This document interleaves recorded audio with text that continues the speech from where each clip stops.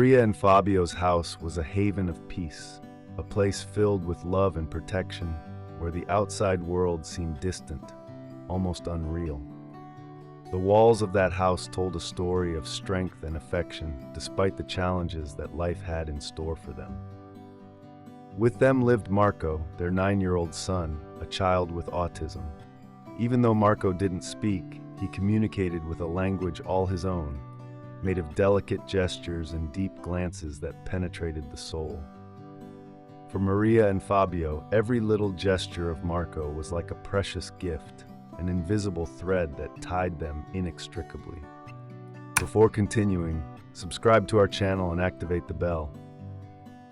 Maria worked away from home, immersed in her hectic schedule, while Fabio managed his work remotely, which allowed him to take care of Marco during the day.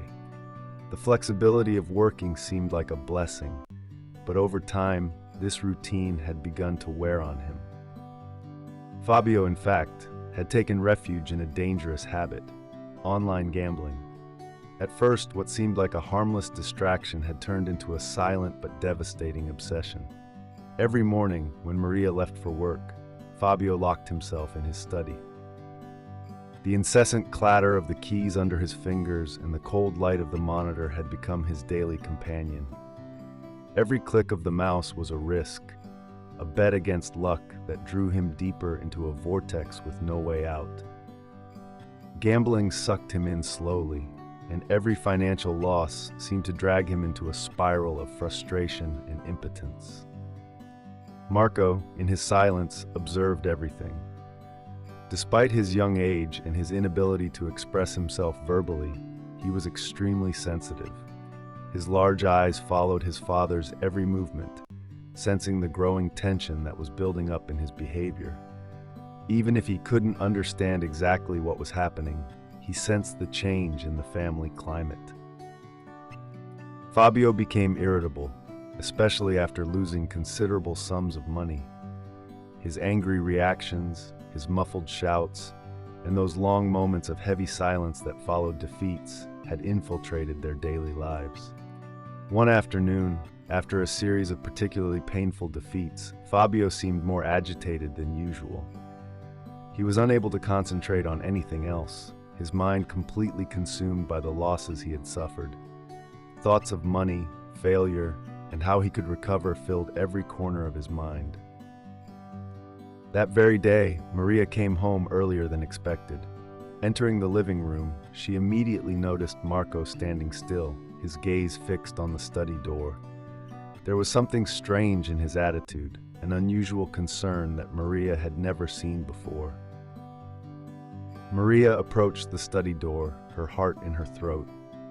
On the other side of the door, she could hear Fabio muttering, his words confused and full of despair. The tension was palpable. She slowly opened the door and found Fabio sitting in front of the computer, his head in his hands, grieving. On the screen, a betting screen with numbers and digits marking yet another loss. Fabio looked up, his expression pure shame and frustration. He couldn't say anything, but his face said it all.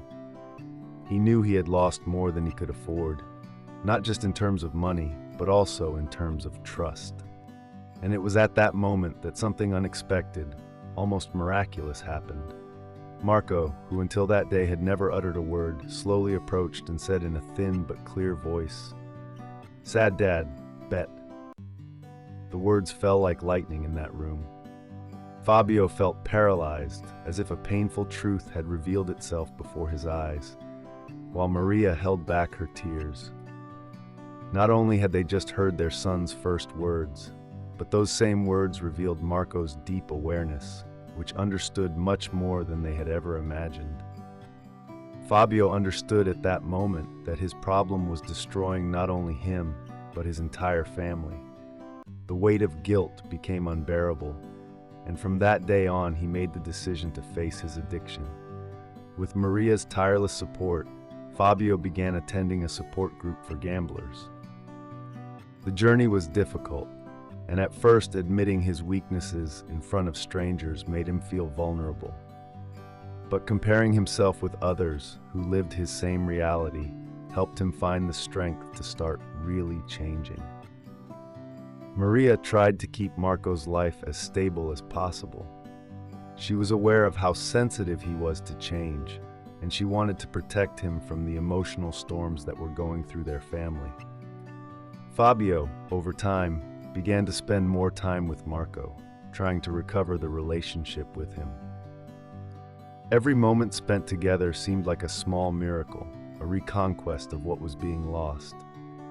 Marco, although he still spoke little, showed signs of greater awareness and participation, as if he were finally ready to communicate the world he perceived inside himself.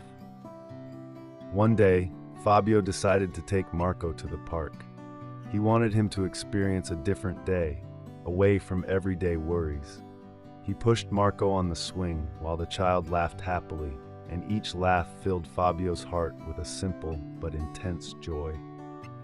While they were there, the mother of a little girl noticed Fabio and approached. "It's wonderful to see how much you care for him," she told him with a smile. Fabio, usually reserved, felt heartened by those words. Talking to someone, receiving a small recognition for his efforts, made him feel less alone in his battle. Returning home, Marco seemed particularly lively. He gesticulated enthusiastically, pointing out everything he saw along the way, and Fabio responded with words of encouragement. He was happy to see his son so attentive and involved.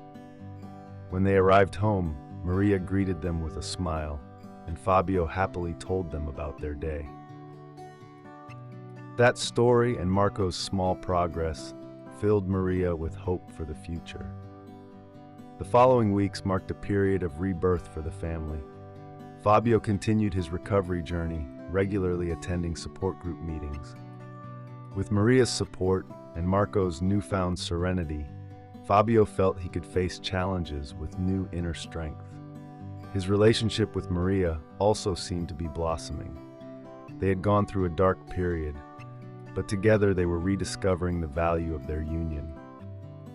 One Saturday, Maria suggested a trip to a natural park, a quiet place where they could spend time together, surrounded by nature.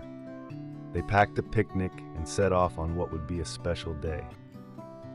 When they arrived at the park, they settled under a large tree, overlooking a magnificent lake. Marco watched the ducks swimming in the water, enchanted by the simplicity of that moment, while Fabio and Maria enjoyed the newfound serenity. After lunch, they explored the park. Marco enjoyed throwing rocks into the lake, laughing every time the water splashed high.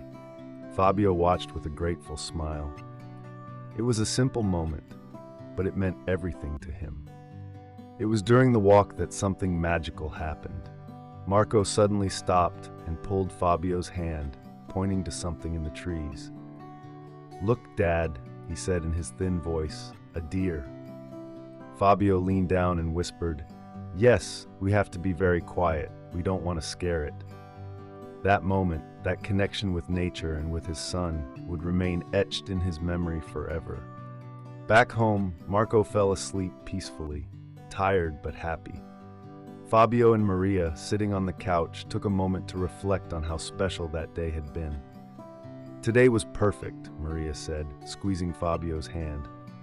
He nodded, feeling a deep gratitude for everything they had and for the path they were taking. The road would still be long, but they were ready to face it together, with love and patience. One day at a time, they were rebuilding not only their family, but also their happiness. Did you like this story? Leave a comment below. Thanks for watching the video till the end, and see you next story.